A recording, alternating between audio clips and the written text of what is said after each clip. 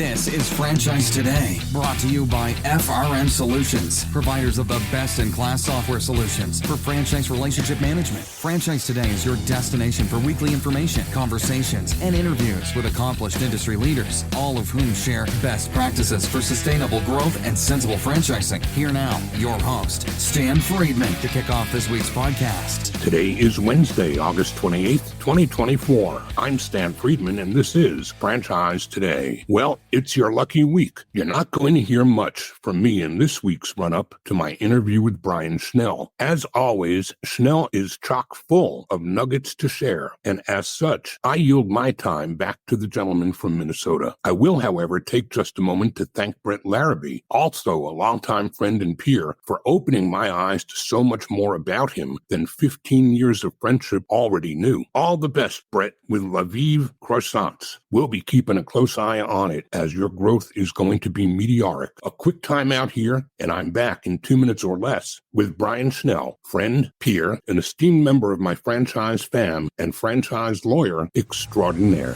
Don't go anywhere. Franchise Today will be right back, but first, a word from our sponsors.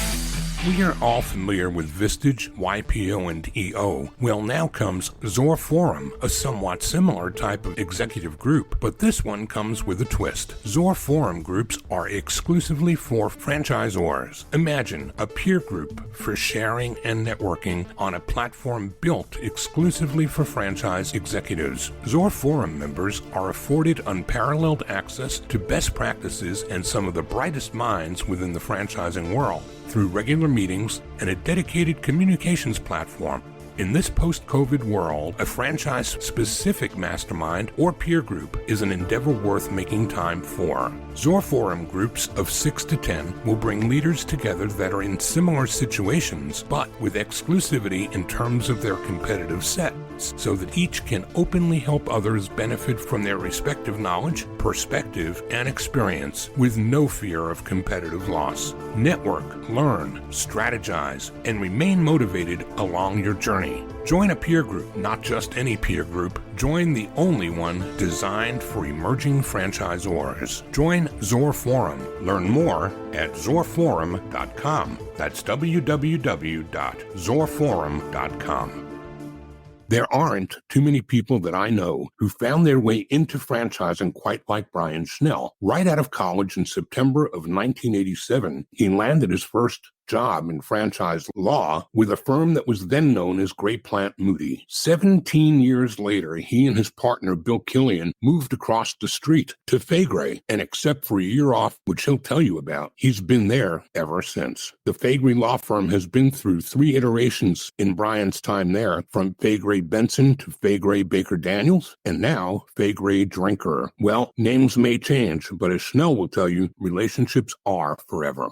Brian Schnell, welcome to Franchise Today. Stan, it's great to be with you today. Thanks for inviting me. Happy to have you here, Brian. I can never get me enough Schnell. So even coming out of Faegre Summit, 2 or 3 weeks ago, I'm so glad we get an opportunity to do a postscript visit here today. And we'll talk some about the legacy of the Faegre Summit. But Brian, we got to start the way I always do. We all know that franchising is an unintentional way of doing business, that no one went to school studying up on how to become a franchise executive. You may have gone to school to become a lawyer, but I doubt you did it with franchising law in mind. So tell us what the story is, and when and how did franchising find you? Well, that is very much a part of my story, Stan, the way you described it. I had the very, very good fortune in 1987 as a law student at the University of North Dakota, got hired to join the Gray Plant Moody firm that fall. And at the time, most law firms would hire from their second year summer program. For whatever reason, this year they were accepting third year law students. My wife and I met in law school, got married after law school, decided we were going to move to Minneapolis. And so Gray Plant extended an offer and I accepted without knowing much about anything, certainly nothing about franchise law, but just having a gut feeling that that was a firm that I wanted to practice at. And so my very first project as a lawyer, I still remember the day, September 8th, 1987, the day after Labor Day, I showed up at Gray Plant, and my very first project was for International Dairy Queen. They had just acquired a few months before that Orange Julius, and so they needed somebody to prepare an FDD for Orange Julius based on the Dairy Queen documents, and that was my very first project. So you're back to 87. You've got me beat by 1 year. I entered franchising in 88, but I was never a lawyer and I never played one on TV. Were you then forever part of the franchise world at Gray Plant? Did they have you doing other types of things within the practice? It was franchising at Dairy Queen at the time,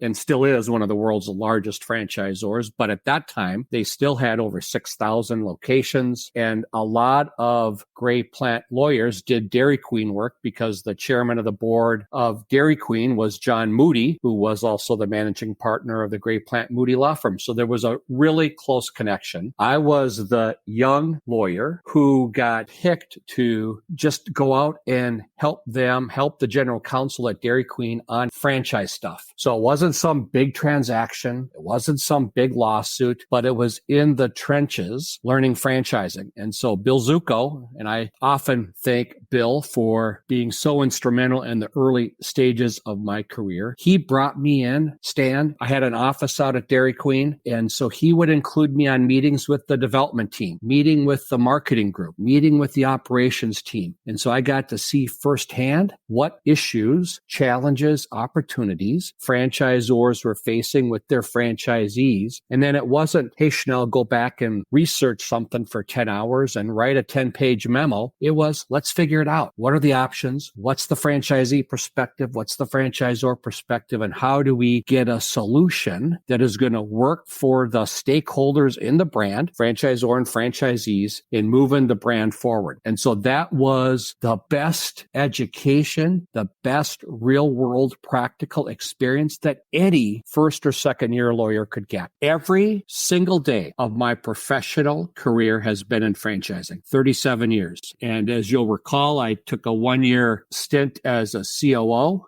for Brightstar. And so that was tremendous experience. But again, every single day has been in franchising. And so that's why I feel blessed. Like you, right? Franchising is so phenomenal in so many ways, creating so many meaningful opportunities. And it's all based on, not all, but a lot based on relationships and that connectivity and giving back. I've heard you talk about that, Stan. Couldn't agree with you more. And so again, that's why I feel I've been really, really blessed over my professional career. And I don't mean to be disrespectful correcting the attorney in the room, but you were right the first time. It is all about relationships. And I don't care what your other secret sauce may be in whatever market sector you're in. The culture of the business in the franchise world is 100% about relationships. And we are transactional by nature, I suppose, in that we buy a franchise, we sell a franchise, we transact business with suppliers. But the mentality, 100% anything but transactional. It's all relational. Absolutely. That's why it's been so meaningful for you, me, and so many, many others. So, Brian, Gray Plant Moody had the good fortune of having you on their roster for how many years before you made the move to Faegre? Bill Killian and I were at Gray Plant. He had been there 31 years and I'd been there 17. And it was the only professional position as a lawyer that either of us had was with the Gray Plant firm. And then in 2005, he and I decided to join the Faegre firm and literally walked across the street, joined Carrie Bundy at Faegre, and then have built the Faegre franchise practice to what it is today. So when I had the good fortune of retaining you at Wing Zone, you were newly minted at Faegre Benson in those years, right? That's right. That's right. I think it was, and the IFA convention that year was in Hollywood, Florida, I believe. And I remember that one. I do. I remember talking to you then. Killian and I had just left a week or two before the IFA convention. Gray Plant was the experience and opportunities I got there were phenomenal. And so it was not easy leaving. And I remember walking out the door that last night with one sheet of paper. And on one sheet of paper, it had clients and names and contact information that I was going to talk to the next day. And the other, on the other side, it had people that I was thankful for everything that they had contributed to my career up to that point. And when you came over to the Faegre, were you coming over as partner and chair of the franchise practice from day one, or did that come later? Yep.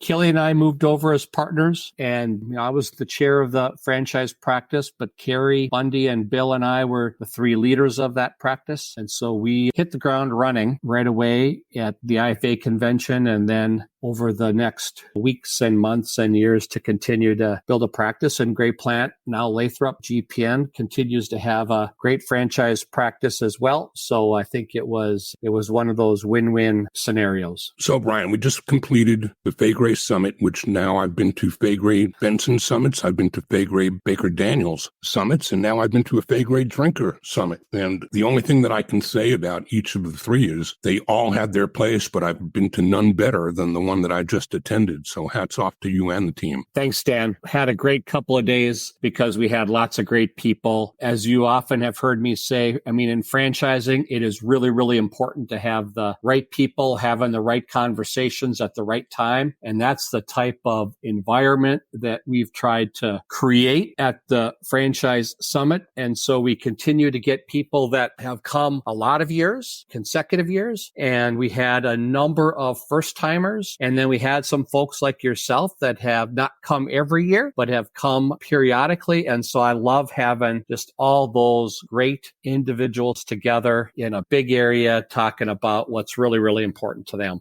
The thing that stood out to me most this year, Brian, was there was such a good mix of people like a Troy Bader on one hand and an Aaron Fletter on the other, between people that are just getting started and people that are CEOs of incredible legacy brands, and then a sprinkling of everything in between. The balance just seemed phenomenal. Yeah, and that is intentional. One of the themes that I have been true to for every single summit is leadership, because I believe franchise leadership is an absolute difference maker in the success and sustainability of a franchise system. And so to get franchise leaders together is not easy. And so that's where the intentionality comes. That's where you have to reach out far enough in advance and make a personal request, invitation to leaders to participate, to be on panels, and to make themselves available and vulnerable and just talk about what makes a difference in their brand. And then again, as you know, to have emerging CEOs in the room, hearing and talking to other leaders that have been really, really successful in their careers. Man, if you come at that with an open mind and open ears and really, really engage and listen, you will leave with 1, 2, 3, 4, whatever the number is, best practices, strategies that are going to make a difference in your brand and your system. And so I promote that. We talk about that. And that's been the driving force for the summit over the years is leadership. And having folks like we had this year, not just on panels, but in the room, to me, and yeah, I'm biased, there isn't any other event that's quite like that one. I totally agree with you, Brian. And again, first one for me, I think, was 2005. And so my baseline for comparison goes pretty deep. And they used to be great when they were in your office, but I guess it's grown to the point where you had to move it out to be able to accommodate the volume of people that are there. But to me, it felt every bit as intimate. It felt every bit as purposeful and intentional. And I think that's the thing that I love about what you do, is how you bring that intentionality to the program, and leadership development is a huge part of everything that's woven into the fabric of that event. Brian, we're going to take a quick break. We're going to come back and not talk so much about what has happened already, but ask for your eyes on where are we today? We've got joint employer finally behind us. What's next? What's upcoming? What are the things that we have to be mindful of and watching out for? And I would certainly like to get your view as to where franchising is going over the next 1, 3, or even 5 years. We're talking today with Brian Schnell, partner and chairman of the franchise practice at Faegre Drinker, and we'll be right back. Don't go away. Franchise Today will be right back, but first, a word from our sponsors.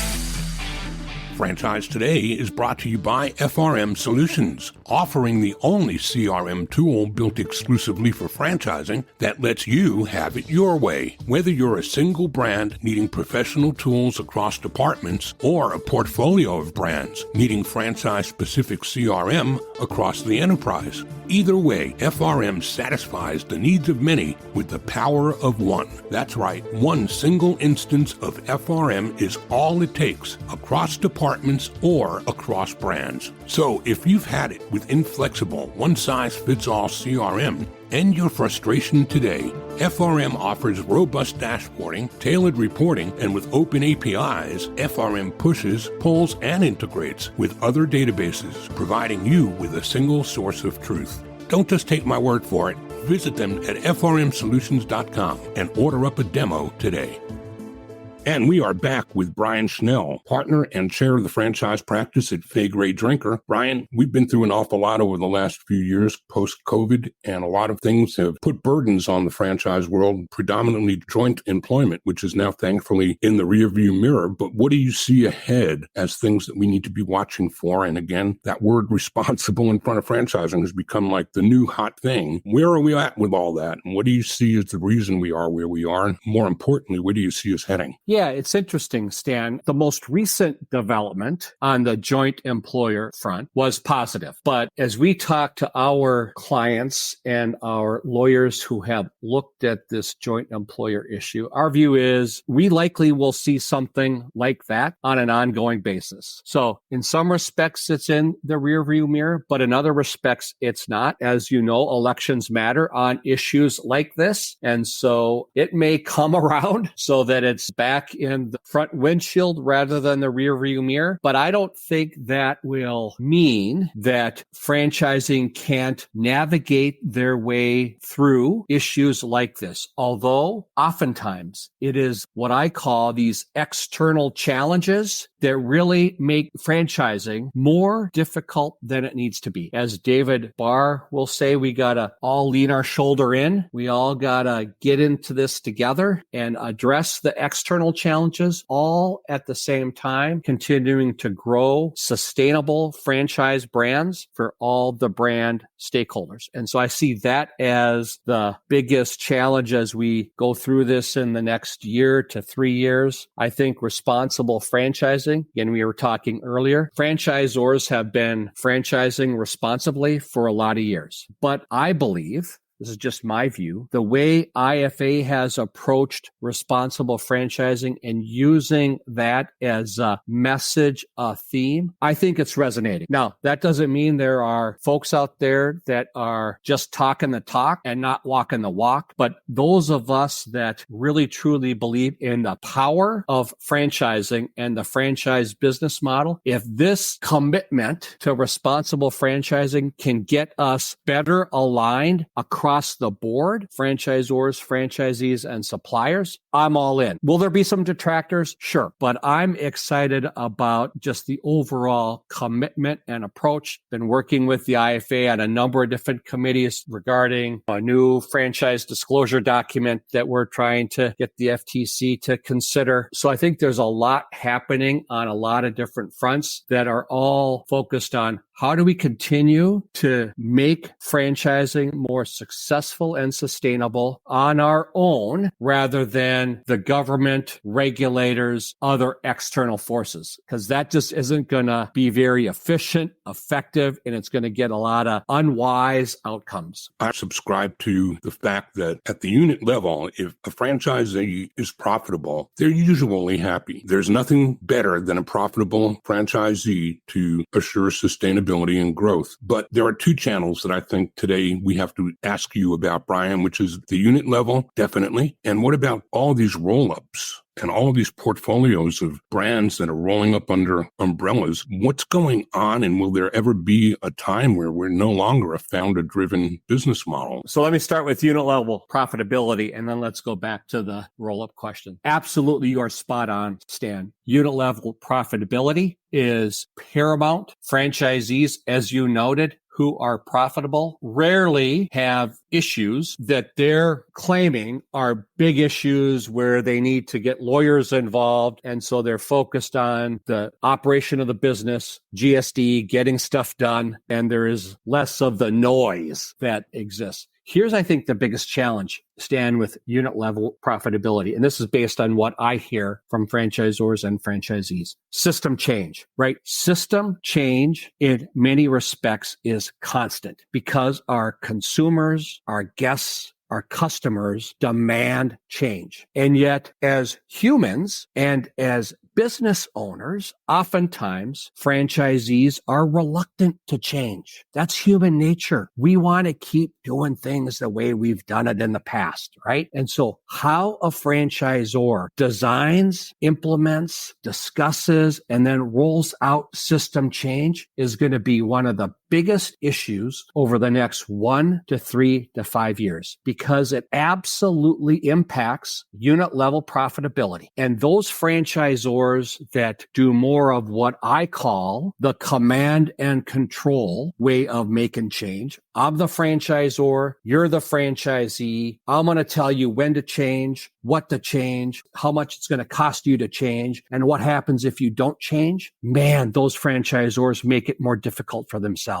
Again, this is just one man's humble opinion, Stan, but those franchisors that embrace collaboration regarding system change, and that's not giving up the decision-making authority. That's including franchisees in the conversations. Why not have franchisees share their voice? Because they're on the front line, right? And oftentimes, Stan, it is easier to just do it the old-fashioned command and control way, because, man, to listen to franchisees, and they often have a dozen or more different views. This is part of leadership, right? How a leader manages those conversations and does it in a way where franchisees feel like they have a voice. They don't necessarily want to vote. They want a voice. They want to be heard. And if that happens, again, this is just my experience, they may not necessarily agree with every part of every decision, but they've been heard. And then you're going to hear about, well, how much is change going to cost? Are there different options on how to pay for change? What if you have a 50-unit franchisee who can't necessarily change the POS system because it's a $30,000 per unit cost to do a huge whatever of this or that, right? So you design the conversation in a way that focuses on that type of collaboration. I think that's going to be a huge, huge difference maker and regarding the success and sustainability of a franchise system. I think the word, if you take it down to the single word, 3 syllables, consensus. Right? Consensus. Yes. But again, that doesn't necessarily mean we're all aligned around, right? Right. Well, consensus to me means I don't have to agree with everything, but I can live with it. Yes. You know? Well, and the other aspect of that I think is often overlooked, if a franchisor doesn't include their franchisees in some meaningful way, then you better be right 100% of the time. And no franchisor is going to be right 100% of the time. But if you don't include franchisees, that's what they expect. And so to me, if you've included them, you get a little more grace. You get a little more ability to say, man, we got this right, but we didn't quite hit the mark there. But they've been included. So they're part of it rather than saying, what are you going to do for me now? How are you going to fix something? It's this we versus they that then shows up in a lot of different ways. So again, I think system change, we're actually going to focus on this.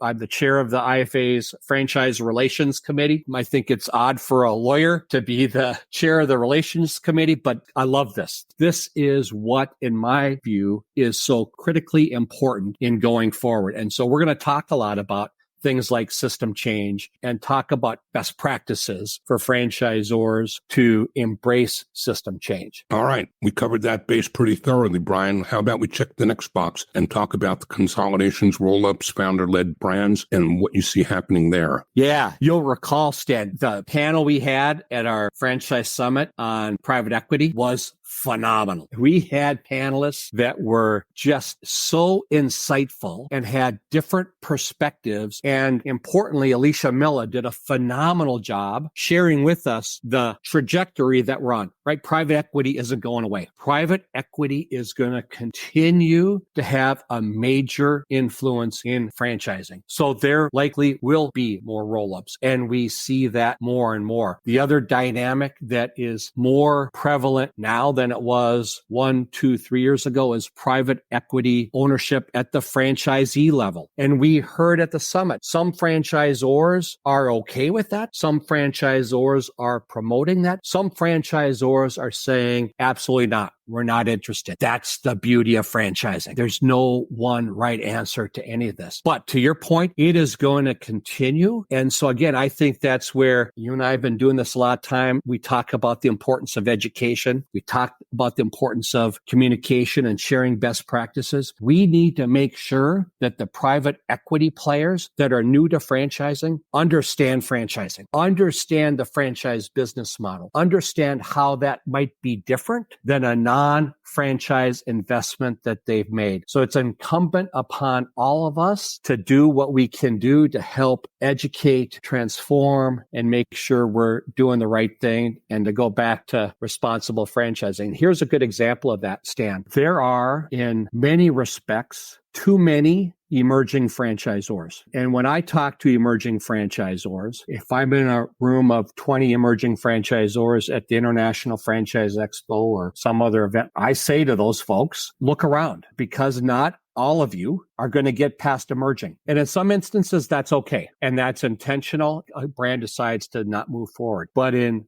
other instances, because the emerging franchisor never fully embraces and understands franchising, and that hurts the franchisees that have invested in the brand. That is one of the things that keeps me up at night. How do we do better in that type of scenario? I believe private equity can play a huge role in that, because now private equity is investing in more emerging brands. 10 years ago, the companies that they were interested in, company had to have 3 million or more in EBITDA, had to have X number 100 franchisees, right? You and I see every day how that has changed. There's more private equity investing in less mature franchisors. So there is risk in that. I believe private equity is going to help us because of the resources they can bring to that emerging franchisor, as far as best practices, as far as strategy, as far as making sure on the franchisor team, the right people are on the right seats. And sometimes that's the founder, and oftentimes it's not, right? So how do we continue to enhance and promote franchising? It's making sure that one at a time, each franchise system, each franchise brand is doing what they can to truly understand franchising and what it takes to be successful for all stakeholders. Again, you and I talk about this all the time, Stan. All stakeholders, the franchisor, the franchisees, the franchisor support team, the franchisees' employees. What are we doing to make that brand sustainable for all those stakeholders? To the point we made earlier about culture and the importance of culture being the secret sauce, I believe strongly, and Alicia and I talked at great length about this at the summit, that the private equity equation brings the promise of professional management and resources and the ability to fund those tools and people in the right seats. I just caution, though, that there is exposure to the private equity position of taking leaders out in 3 to 5 years, and the mentality of the brand that was dependent on the leadership of the founder finds itself in a different place. And you have to be intentional about paying attention to that as well. So when private equity comes in, the founder is no longer the CEO or the big gun, but the culture that built that business to the place where private equity took an interest in it shouldn't be ignored. There's a risk inherent in that. Would you agree? Well said. Well said. And so how is their transition, and what does that look like? You're spot on. And that goes back, though, Stan, you're so right with respect to culture. But the sustainable culture is not the CEO. It's not the founder. The really good founders, CEOs understand that. And man, that isn't necessarily easy. And again, you and I have talked about this. And part of the challenge for an emerging franchisor is we often, as an emerging brand, will say to prospective franchisees, we got it all figured out. Just follow what we tell you to do. We got the playbook, just run the plays. And that just isn't sustainable, right? That's not small business ownership and franchising. And so again, I hear you, brother, on the culture piece. It is so, so important. It goes back to Stephen Covey's Begin with the end in mind. You got to know at some point you're going to be replacing yourself, and it's not something to run from, it's something to run to. Even at the unit level, a single franchisee can maybe run 1, 2, or even 3 of whatever the business might be, but you get past that point, you're no longer in the same role. Now you need leadership, now you need management, and people who have the skill set to do one don't necessarily have the skill set to do the other. And I hope that private equity companies are paying enough attention and being intentional about the need to cover that base and to check that box as part of their 1, 3, and 5-year plans for replacement of leadership.